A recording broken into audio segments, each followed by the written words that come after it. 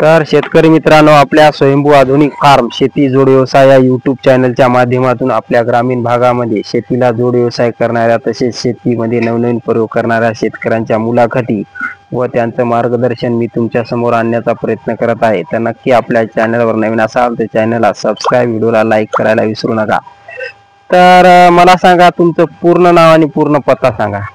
भास्करराव राघोजी सूर्यवंशी, राहणार हडसणी, तालुका हातगाव, जिल्हा नांदेड. बरं, तर मला सांगा, हा दुग्ध व्यवसाय आपण कधीपासून करता? 1 वर्ष झालं. 1 वर्षापासून का? हो. बरं बरं. आता आपल्याकडे किती म्हशी आता? 4. बरं, तर सुरुवात किती म्हशीपासून केली आपण? एका म्हशीपासून. एका म्हशीपासून. बरं बरं. तर बघू शकता शेतकरी मित्रांनो, हे यांच्या शेड मध्ये नियोजन आणि इथं म्हशी बघू शकता. तर मला सांगा, ह्या म्हशी विकतच आणलेल्या आहात ना आपण? हो, विकत. बरं, तर ही म्हैस कितीला आणली आपण विकत? हे 55,000ला. 55,000ला? हो. बरं बरं. ही कधी आणली? 1 वर्ष झालं. 1 वर्ष. हो. मग आता दूध देते का गाभण आहे? दूध देते. बरं, किती लिटर दूध देते? 3.5. 3.5 एका टायमाला? एका टाइम. बरं बरं. हो. तर बघू शकता शेतकरी मित्रांनो, आणि ही जी दुसरी म्हैस आहे ही आम्ही 71,000ला घेतली. 71,000ला का?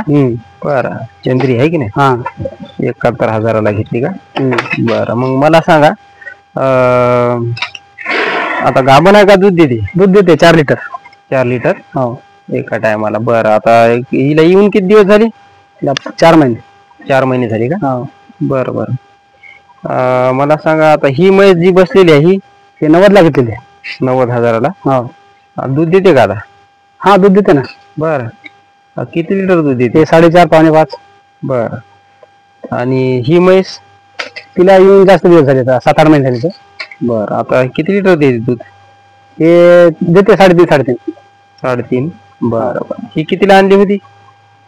ते बी 90ला आणली होती. 90ला? हो. बरं, तर हे म्हशी जे आणल्या हे बाजारातून कोणी आणल्या का? गावठी घेतलेल्या आहेत. गावठी शेतकऱ्याकडून. बरं बरं. म्हणजे गाभण असतानाच घेतल्या? गाभण असताना घेतले. बरं, तर बघू शकता शेतकरी मित्रांनो, हे यांचे वगार आहेत आणि हा यांचा गोठा. ते घर म्हणजे बांधलं होतं इथं, कारखाना यांच्या जवळ आहे. तर शेडला किती खर्च आला एकंदरीत? 1 लाख. 1 लाख रुपयाला? हो. बरं, ते बघू शकता कशा प्रकारे कमी खर्चात चॅनलचं आणि हे ताटवे टाकले आहे की नाही? हो. बरं, आणि या बेड सहित गव्हाणी सहित 1 लाख पूर्ण. बरं, आणि ते पलीकडे हे जे घर तुमचं जुनं बांधलेलं होतं हे कधी बांधलं? त्याला 25 वर्ष झाले. 25 वर्ष? बरं, त्याच्यात आता काय कुटार? त्याच्यात या मासळीचा हे खुराक आहे का? कुटार हे ते वैरण. बरं बरं. तर मला सांगा, आता हे या म्हशीचं जे दूध काढता हे डेअरीला देता का? डेअरीला. बरं, तर मग हप्त्याला किती येतात डेअरीची?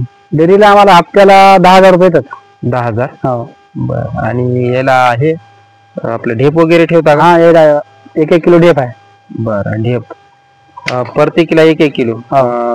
दिवसातून एकदा का 2 टाइम? नाही, एकच टाइम. एकच टाइम. सकाळी ठेवता की संध्याकाळी? संध्याकाळी. बरं बरं.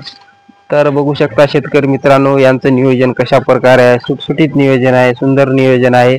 आणि हे बघू शकता वाडी टाकलेले आहेत आणि अशा प्रकारे सुंदर असं नियोजन बघू शकता. जनावर इथं मस्त थंडगार वातावरण आहे ताट्यामुळं. आणि मला सांगा, आता हे दुग्ध व्यवसाय तुम्ही वर्षापासून करायले, म्हशी नवीन आणल्या तर काही अडचणी आल्या का? म्हणजे आम्हाला अडचणी काही अडचणी आल्या नाही? बरं, आणि सकाळपासून याचं नियोजन कसं करतात चाऱ्याचं दूध काढल्यापासून? सकाळी आम्ही दूध काढलं की 1 घंटाभर मळी खाऊ घालतो. मळी. एका घंट्याला पाणी पाजून बांधले की आमचा हिरवा चारा टाकतो. हिरवा चारा झाल्याच्या बाद पुन्हा कुटार टाकतो. बरं, कुटार टाकल्याच्या बाद 12च्या बाद आम्ही खाणं बंद करून टाकतो. पुन्हा संध्याकाळी 4ला. हा. बरं, आणि मग दूध किती वाजता काढतो? संध्याकाळी 6ला. बरं बरं. तर मळी खातात का हे? मळी खातात ना घंटाभर. तर शेतकरी मित्रांनो, इथं जवळच या कारखाना आहे, हडसणी कारखाना, तिथं मळी पण असते. तर म्हशी बाहेर चरतात आणि हे तुम्हाला या शेडच्या बाहेरचं पण नियोजन तुम्हाला दाखवत आहे मस्त. आणि हे बघू शकता चारा नियोजन. तर हे चारा आहे चाऱ्याची माहिती आपण घेऊतात. आणि हे बाहेर बघू शकता उखंड आणि सुंदर परिसर यांनी कमी जागेत कमी खर्चात हे पाण्याचं नियोजन. आणि हे इकडे बघू शकता यांचं घर आणि याच्यामध्ये कुटार वगैरे आणि पावसाळ्यात माणसाला पण राहण्याची व्यवस्था. छोटे खाणी कुक्कुटपालन पण आहे यांचं. इकडे वगार आहे रे. हो ते वगार या म्हशीचे जात का? हो बरं बरं. याच्यामध्ये डॉग पण दिसायला बघू शकता. लॅब होय का? बरं बरं. आणि मला सांगा आता हे चारा व्यवस्थापन तुमच्याकडे दिसायलंय, तर तुम्हाला जमीन किती आहे? आम्हाला पूर्ण जमीन आहे 7 एकर. बरं. तर इथं आम्हाला 2.5 एकर आहे. हा. बाकी तिकडे आहे आपल्या गॅस एजन्सीकडे. बरं बरं. तर मग या दुग्ध व्यवसायाला चाऱ्याला साठी आम्ही किती? 1/2 एकर ठेवलेली आहे. 1/2 एकर चाऱ्यासाठी. हो. तर मग या चाऱ्यामध्ये आपल्याकडं कोणकोणते चारे आहेत? हे गजरा गवत आहे.